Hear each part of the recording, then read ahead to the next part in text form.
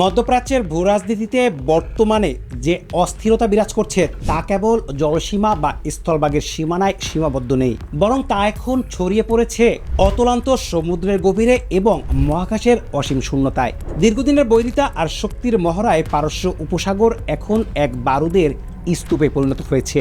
সাম্প্রতিক সময়ে যুক্তরাষ্ট্রের পক্ষ থেকে এই অঞ্চলে তাদের অন্যতম শক্তিশালী বিমানবাহী রণতরী ইউএসএস আব্রাহাম লিঙ্কন মোতায়েন করার ঘোষণা বিশ্বজুড়ে এক নতুন উদ্বেগের জন্ম দিয়েছে। এই বিশাল ধাতব দানবটি যখন সমুদ্রের বুক চিরে এগিয়ে যায় তখন এর চারপাশের জলরাশিও যেন ভয়ে প্রকম্পিত হয়। এটি কেবল একটি জাহাজ নয়, বরং একটি ভাসমান আধুনিক শহর এবং একটি ভ্রাম্যমান যুদ্ধক্ষেত্র। 70টিরও বেশি অত্যাধুনিক যুদ্ধবিমান, হাজার হাজার প্রশিক্ষিত নৌসেনা এবং এক ঝাঁক ডেস্ট্রয়ার ও সাবমেরিন একশট নিয়ে গঠিত এই রণতরী একাই একটি মাঝারি মানের দেশের সামরিক শক্তির সমান আঘাত হানতে সক্ষম। হোয়াইট হাউসের পক্ষ থেকে এই মোতায়েনকে প্রতিরক্ষামূলক বলা হলেও রণতরীর ডেক থেকে যখন F-35 যুদ্ধবিমানের গর্জনে আকাশ ফেটে পড়ে তখন এর পেছনের আগ্রাসী বার্তাটি বুঝতে কারো বাকি থাকে না। বিশেষ করে ডোনাল্ড ট্রাম্পের সাম্প্রতিক কঠোর অবস্থানের ইঙ্গিত দিচ্ছে যে ওয়াশিংটন কেবল একটি রণতরীতেই ক্ষান্ত হচ্ছে না, প্রয়োজনে দ্বিতীয় আরও একটি রণতরী পাঠানোর প্রস্তুতিও তারা সম্পূর্ণ করে রেখেছে, যা এই অঞ্চলের সামরিক ভারসাম্যকে পুরোপুরি বদলে দিতে পারে। এই শক্তির আস্ফালনের বিপরীতে ইরান যে কৌশল গ্রহণ করেছে তা আমেরিকার গতানুগতিক সামরিক শক্তির চেয়ে সম্পূর্ণ ভিন্ন এবং অনেক বেশি মনস্তাত্ত্বিক। ইরান খুব ভালো করেই জানে যে সরাসরি সমুদ্র যুদ্ধে আমেরিকার বিশাল নৌবহরের সাথে পাল্লা দেওয়া কঠিন, তাই তারা তাদের যুদ্ধের রণকৌশলকে সমুদ্র থেকে সরিয়ে নিয়ে গেছে মহাকাশে। তেহরান এখন আর কেবল মাটির নিচে মিসাইল লুকিয়ে রেখে আত্মরক্ষা করতে চাইছে না, বরং তারা আকাশের ওপর থেকে শত্রুর প্রতিটি পদক্ষেপ নজরদারি করার সক্ষমতা অর্জন করছে। ইরানের মহাকাশ গবেষণা সংস্থা ইরান স্পেস এজেন্সি বর্তমানে তাদের প্রথম অত্যাধুনিক রাডার স্যাটেলাইট RAD-1 নিয়ে কাজ করছে, যা মধ্যপ্রাচ্যের আকাশে প্রতিরক্ষার এক বৈপ্লবিক পরিবর্তন আনতে চলছে। এটি কোনো সাধারণ ক্যামেরা স্যাটেলাইট নয় যা কেবল ছবি তুলবে, বরং এটি সিনথেটিক অ্যাপারচার রাডার। এই প্রযুক্তির বিশেষত্ব হলো এটি পৃথিবীর কোনো আলোর উপর নির্ভর করে না। গভীর রাত, ঘন মেঘ, এমনকি মরুভূমির ভয়াবহ ধূলিঝড়ও এই স্যাটেলাইটের দৃষ্টিকোণে আড়াল করতে পারবে না।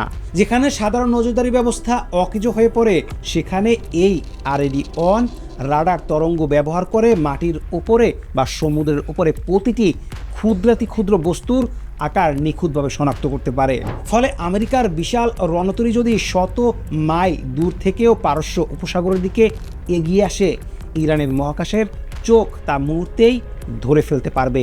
আধুনিক যুদ্ধের সংজ্ঞা এখন আর কেবল কামানের গোলা বা পদাতিক বাহিনীর আক্রমণের মধ্যে সীমাবদ্ধ নেই, বরং এটি এখন তথ্যের যুদ্ধে রূপান্তরিত হয়েছে।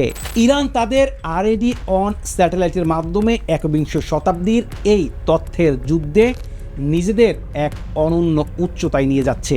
বিশেষজ্ঞরা মনে করছেন এই স্যাটেলাইট মোতায়েনের ফলে ইরানের সামরিক বাহিনী এখন রিয়েল টাইম ইন্টেলিজেন্স বা তাৎক্ষণিক গোয়েন্দা তথ্য হাতে পাবে। এর অর্থ হলো সীমান্তে শত্রুর কোনো একটি সাজোয়াজানের নড়াচড়া কিংবা কোনো ঘাঁটিতে যুদ্ধবিমানের উড্ডয়ন প্রস্তুতি সবই তেহরানের কন্ট্রোল রুমে বসে লাইভ দেখা সম্ভব হবে। যখন সমুদ্রের নীল জলরাশিতে আমেরিকার কোনো ঘাতক সাবমেরিন বা রণতরী নিঃশব্দে এগোবে, তখন মহাকাশ থেকে আসা রাডার সিগন্যাল সেই গোপনীয়তাকে চুরমার করে দিবে। যুদ্ধের ময়দানে যে আগে দেখে সে আগে বাঁচে, এই তত্ত্বে বিশ্বাসী হয়েই ইরান তাদের প্রতিরক্ষা ব্যবস্থাকে ঢেলে সাজিয়েছে। এর ফলে আমেরিকার বিশাল সামরিক বাজেট ও আধুনিক প্রযুক্তির রণতরী থাকা সত্ত্বেও ইরানকে অবাক করে দেওয়ার ক্ষমতা তারা অনেকটাই হারিয়ে ফেলেছে। মহাকাশে এই অদৃশ্য নজরদারির চোখটি বসানোর মাধ্যমে ইরান মূলত আমেরিকাকে একটি নীরব বার্তা দিচ্ছে, আমরা তোমাদের কেবল দেখছি না, তোমাদের প্রতিটি পদক্ষেপ আমাদের নখদর্পণে রয়েছে। সাম্প্রতিক মাসগুলোতে ইরানের অভ্যন্তরীণ সামরিক প্রস্তুতির ধরন পর্যবেক্ষণ করলে দেখা যায় তারা একটি সর্বাত্মক যুদ্ধের আশঙ্কা মাথায় রেখেই তাদের আকাশ প্রতিরক্ষা এবং মিসাইল সিস্টেমকে সর্বোচ্চ স্তরে উন্নীত করেছে। তাদের ভান্ডারে থাকা খাইবার শেকান সেজিলের মতো দূরপাল্লার মিসাইলগুলো এখন মহাকাশ থেকে পাওয়া নিখুঁত কোঅর্ডিনেট ব্যবহার করে যে কোনো লক্ষ্যবস্তুতে নির্ভুলভাবে আঘাত হানতে সক্ষম। ইরান জানে যে যদি কোনো দিন সংঘর্ষ শুরু হয় তবে প্রথম আঘাতটি আসবে আকাশ থেকে অথবা সমুদ্র থেকে, আর সেই আঘাত প্রতিহত করতে হলে প্রয়োজন একটি অভেদ্য রাডার নেটওয়ার্ক। ইরান কেবল ড্রোন বা মিসাইলে থেমে নেই, বরং তারা তাদের ইলেকট্রনিক ওয়্যারফেয়ার বা জ্যামিং প্রযুক্তিকেও উন্নত করেছে। উদ্দেশ্য একটাই, আমেরিকার উন্নত জিপিএস সিস্টেমকে বিভ্রান্ত করে দেওয়া এবং নিজেদের আকাশ সীমাকে একটি ব্ল্যাক হোল বা অদৃশ্য এলাকায় পরিণত করা।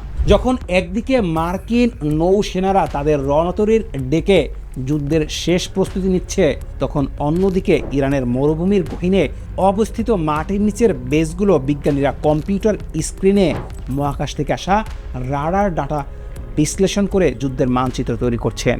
এটি কেবল দুটি দেশেরই লড়াই নয়, এটি হলো চিরাচরিত সামরিক শক্তির উদীয়মান প্রযুক্তিগত প্রতিরোধের এক চরম সংঘাত। বর্তমানে ইসরায়েল এবং মধ্যপ্রাচ্যের অন্যান্য দেশগুলোতে এক ধরনের অস্থিরতা ও ভয়ের সঞ্চার হয়েছে। সম্প্রতি ইসরায়েলের নাগরিকদের ফোনে এবং সোশ্যাল মিডিয়ায় বিভিন্ন রহস্যময় বার্তা ছড়িয়ে পড়ছে, যা জনমনে চরম আতঙ্ক সৃষ্টি করছে। আকাশের দিকে তাকাও, আমরা আসছি, এই ধরনের বার্তাগুলো হয়তো কোনো নির্দিষ্ট সামরিক গোষ্ঠীর পক্ষ থেকে পাঠানো হয়েছে, তবে এর প্রভাব অনেক গভীর। এটি এক ধরনের মনস্তাত্ত্বিক যুদ্ধ, যার লক্ষ্য হলো প্রতিপক্ষের সাধারণ জনগণের মনোবল ভেঙে দেওয়া। প্রযুক্তির উৎকর্ষতার এই যুগে সাইবার হামলা, ডিজিটাল প্রোপাগান্ডা এখন সম্মুখ যুদ্ধের চেয়েও বেশি কার্যকর। যখন সাধারণ মানুষ জানে যে তাদের মাথার ওপরে একটি অদৃশ্য রাডার চোখ 24 ঘন্টা নজর রাখছে, তখন নিরাপত্তার বোধটি মুহূর্তেই বিলীন হয়ে যায়। মধ্যপ্রাচ্যের আকাশে এখন শান্তির চেয়ে যুদ্ধের মেঘ বেশি ঘনীভূত। কূটনীতিক টেবিলে বসে আলোচনার কথা চললেও পর্দার আড়ালে দুই পক্ষই তাদের তলোয়ারে ধার দিচ্ছে, যেন এক অদ্ভুত নীরবতা বিরাজ করছে, যা কেবল একটি অগ্নিকাণ্ডের অপেক্ষায় আছে।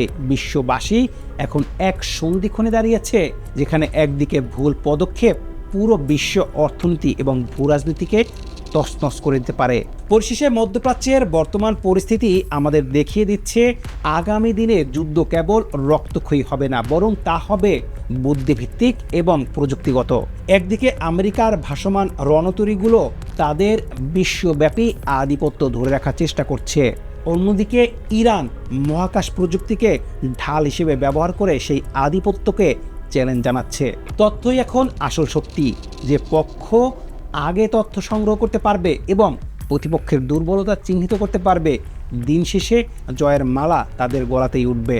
মধ্যপ্রাচ্যের এই উত্তপ্ত মরুভূমি আর নীল সমুদ্র এখন কেবল ভূখণ্ড রক্ষার লড়াই নয়, বরং এটি শ্রেষ্ঠত্বর লড়াই। মহাকাশে রাডারের চোখ এবং সমুদ্রে যুদ্ধের নৌবহর, এই দুয়ের টানপ্রণের প্রশ্ন থেকে যায়।